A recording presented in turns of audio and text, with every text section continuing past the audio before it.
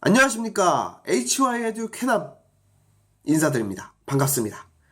11월 18일 이 오늘자로 수요일, 목요일, 금요일 이렇게 3일 동안 매일 기출풀이 그리고 매일 문제풀이를 이어나가도록 하겠습니다. 한 문제에서 세 문제까지 설명하는 양에 따라서 그리고 좀 어렵다, 조금 쉽다 이 난이도에 따라서 제가 문제수를 조절할 거고요. 그리고 조금 더 익숙해지신다면 이 강의를 들어주시는 분들이 익숙해지시면 월요일부터 금요일까지 이 5일 동안 문제를 이어나가도록 하겠습니다.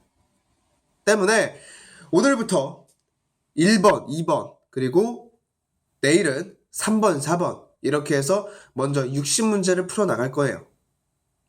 하지만 번호는 1번, 2번 그대로 해당 날짜마다 1번씩 될 거고요. 이 60문제는 어떤 순서대로 나갈 거냐면 이전에 기출풀이, 기출되었던 2015년, 24년, 13년 이렇게 기출이 되었던 최근 동향을 가지고 분석을 하여 제가 디테일하게 설명을 드리도록 하겠습니다.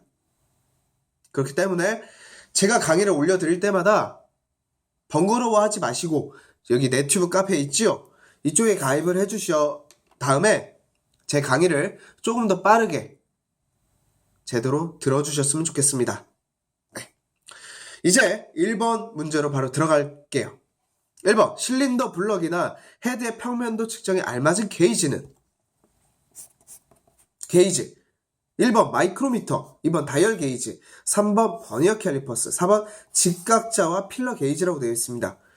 1번 우선 1번과 3번을 고르면 안 됩니다. 왜냐면 문제에 알맞은 게이지라고 했기 때문에 다니얼 게이지 아니면 필러 게이지 둘 중에 하나를 찍으셔야 돼요. 아시겠습니까?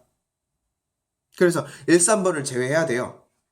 하지만 오늘은 어떤 날? 우선은 첫날이기 때문에 이 실린더 블럭이 무엇이냐? 헤드가 무엇이냐? 실린더 헤드죠. 무엇이냐? 간단하게 용어 설명도 들어갈 거예요. 그리고 제가 동영상 이외에 문제를 따로 올려드리고 그리고 제가 그림도 같이 올려드릴 겁니다. 그럼 그림을 항상 보시면서 이게 마이크로미터구나, 이게 다이얼 게이지구나, 이게 버니어 캘리퍼스구나 정확하게 그림으로 육안상 확인하시고 넘어가 주길 부탁드립니다. 좀 더 이해력을 높여드리기 위해서 그림을 추가하는 거기 때문에 귀찮아하지 마시고요. 그리고 문제는 제 동영상을 들으시기 전에 먼저 문제를 풀고서 따라와 주시길 부탁드립니다. 아시겠죠? 먼저 실린더 블럭 설명드리겠습니다.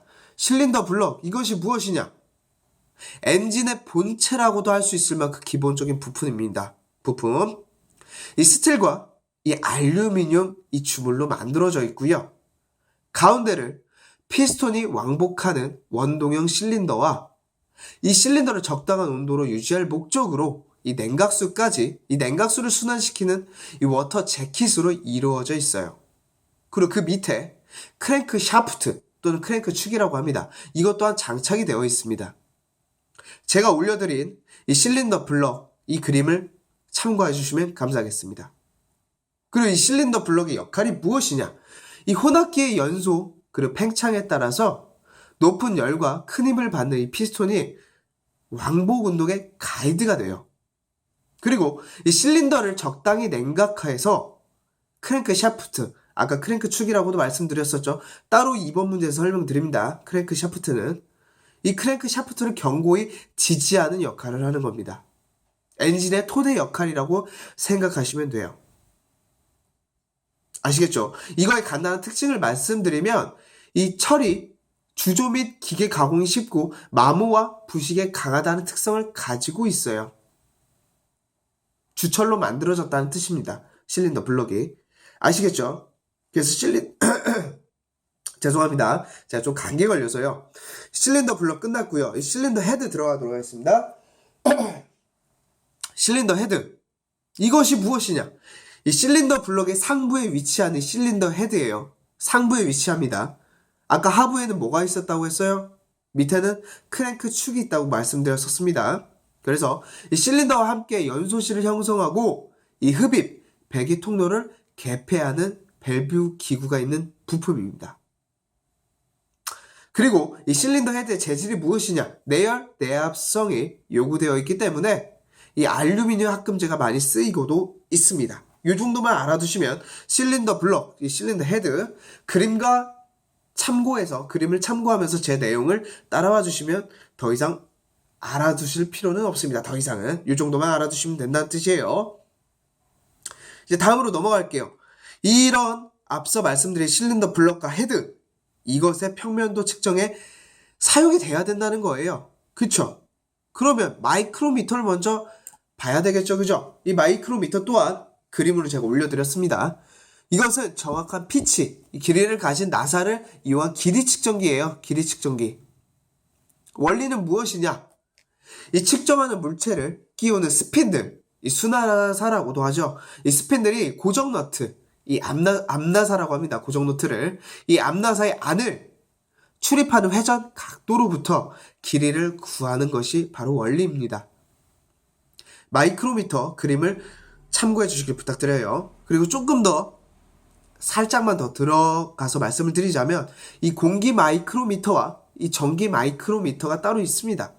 이것들은 미소한 길이를 정확하게 측정할 수 있는 점에서는 이 마이크로미터와 똑같아요. 하지만 원리상으로는 다소 다릅니다. 이 공기 마이크로미터는 일정한 압력의 공기를 내뿜게 해서 그 유출량과 압력 변화에 의해서 그리고 전기 마이크로미터는 치수 변화를 전기저항 그리고 인덕턴스 등의 전기량의 변화로 바꾸어서 미소한 치수를 측정하는 겁니다. 아시겠죠? 이제는 다이얼 게이지로 넘어가도록 하겠습니다. 다이얼 게이지 2번 아니면 4번이라고 말씀드렸었죠. 그죠? 이 다이얼 게이지 그림을 보시면서 들어주세요. 무엇이냐? 이 측정하려고 하는 부분에 측정자를 대서 이 스핀들의 미소한 움직임을 기어 장치로 확대를 해요. 그리고 눈금판 위에 지시되는 이 치수를 읽어서 길이를 비교하는 길이 측정기입니다. 이 형태랑 특징 등은 따로 설명을 안 드리고 그림만 봐주세요. 따로 다이얼 게이지가 무엇이냐 이런 식의 개념을 물어보는 문제가 또 다시 제가 다루게 되면 더 깊이 있게 설명을 드리겠습니다. 아시겠죠? 그리고 버니어 캘리퍼스 3번에 있습니다. 버니어 캘리퍼스 이것이 무엇이냐 이 본척 그리고 부척의 눈금으로 측정물의 바깥지름 그리고 안지름을 측정하는 기구입니다. 그러니까 간단하게 그냥 바깥지름과 안지름을 측정하는구나 이렇게 알아주시면 됩니다. 조금 더 말씀을 드리면 이 최소 눈금이 20분의 1mm이고 이 본척의 눈금이 1mm인 M형 바깥지름, 안지름을 측정할 수 있는 최소 눈금이 50분의 1이고 본척의 눈금이 0.5mm인 CB형 등등이 있습니다. 이 두 가지 정도는 그냥 이런 게 있구나 라고 간단하게만 알아주시면 감사하겠습니다. 이번에는 직각자와 필러 게이지겠죠. 그죠? 이 직각자는 그림을 안 올렸습니다. 왜냐하면 직각자는 그냥 직각 이렇게 직각 90도를 이루는 자를 직각자라고 합니다. 그리고 필러 게이지 이 필러 게이지가 무엇이냐 검색을 하였을 때 필러 게이지라고 하면 디테일하게 자세하게 잘 안 나와요. 틈새 게이지라고 해야지 자세하게 나옵니다. 그래서 이 필러 게이지는 틈새 게이지와 같은 뜻입니다. 그리고 시그너스라고도 해요. 이 세 가지 다 같은 뜻이고 홈의 폭의 측정 게이지라고 생각해 두시면 됩니다. 이 정확한 두께의 철편이 있어요. 이걸 단계별로 되어 있는 측정용 게이지다. 그냥 두 부품 사이에 이 좁은 거리, 이게 틈 자체를 틈 또는 간극이라고 하죠. 그죠? 이 간극을 측정하기 위한 것이다. 이게 필러 게이지 또는 틈새 게이지라고 한다. 이 정도만 알아두시면 됩니다. 아시겠죠? 그래서 이 실린더 블럭 그리고 헤드 평면도 측정의 알바지 게이지가 무엇이다? 4번 직각자와 필러 게이지이다. 이렇게 알아두시면 됩니다. 아시겠죠? 2번 가겠습니다. 사행정 사이클 기관에서 크랭크 축이 4회전 할 때 캠 축은 몇 회전 하는가? 물어봤습니다. 우선 사행정이라고 나왔으니까 오늘은 첫 시간이니까 사행정, 이행정에 대해서 간단하게 설명을 드리는 겁니다. 이행적 사이클 기간, 이것이 무엇이냐? 이 크랭크 축이 1회전마다 폭발이 일어나고요. 비교적 출력이 큽니다. 회전이 원활하기도 해요. 하지만 이 저속 회전, 이 저속 속도가 낮은 이런 회전에서는 배기 그리고 흡기가 완전히 행해지지 않아요. 그래서 회전이 불안정하고 비교적 경제성이라고 하죠. 돈이 든다, 들지 않는다, 이런 효율성을 말씀드리는 겁니다. 그래서 이런 비교적 경제성이 다소 낮다는 문제가 있습니다. 그래서 오늘날의 이런 승용차, 최근에 사용되는 이런 오늘날의 승용차에는 거의 사용이 되지 않습니다. 그렇게 되지만 이륜차에는 사용이 많이 된다는 거 알아두시면 됩니다. 그리고 이번에는 사행정 사이클 기간에 설명을 드리도록 하겠습니다. 이 자동차용, 우리가 계속 쓰고 다니는 이 자동차용에는 가장 일반적인 것으로 사용되고요. 2회전마다 1회의 폭발이 빵빵 일어납니다. 회전력도 균일하고요.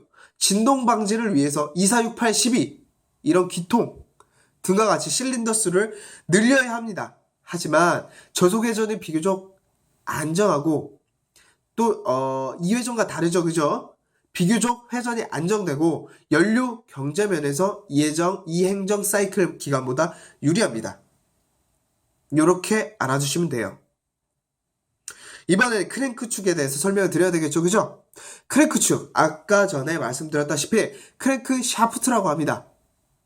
증기기관이나 내연기관 등에서 이 피스톤의 왕복 운동을 회전 운동으로 바꾸는 기능입니다. 회전 운동으로 왕복 운동을 크랭크 축이 뭐다? 왕복을 회전으로 바꾸어주는 것이 크랭크입니다. 크랭크 축. 이 크랭크가 크랭크 축, 크랭크 암, 크랭크 핀으로 구성된다는 거 이번에는 말씀을 드려야 되겠죠, 그죠? 그래서 이렇게 이루어진다 라는 거 알아두시면 되고, 그 옆에 캠축이라고 나와 있죠, 그죠? 캠축이 무엇이냐? 간단하게 밸브의 개폐 기능, 열고 닫는 기능을 담당한다고 생각하시면 됩니다. 아시겠죠? 이렇게 이행정, 사행정, 크랭크축, 캠축을 다 말씀드렸고요. 이 캠축과 크랭크축의 관계 하나 써드립니다.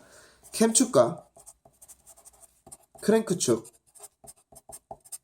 이것은 1대 2의 비율을 갖고 있습니다. 크랭크축이 4회전이에요. 그러면 2배가 뛰었죠. 곱하기, 그래서 캠축 곱하기, 그래서 캠축은 2회전을 하게 됩니다. 답은 2번이 되는 겁니다. 근데 만약에 크랭크축이 8회전을 한다. 그럼 몇 배가 뛰었습니까? 처음보다 곱하기 4. 4배가 뛰었죠. 그럼 똑같이 4배가 뛰면 얼마입니까? 4. 이렇게 되는 겁니다. 그래서 크랭크축이 8회전하면 캠축은 4회전, 크랭크축이 12회전을 하면 캠축은 몇 회전? 몇 회전 합니까? 12하면 3배가 뛰었죠.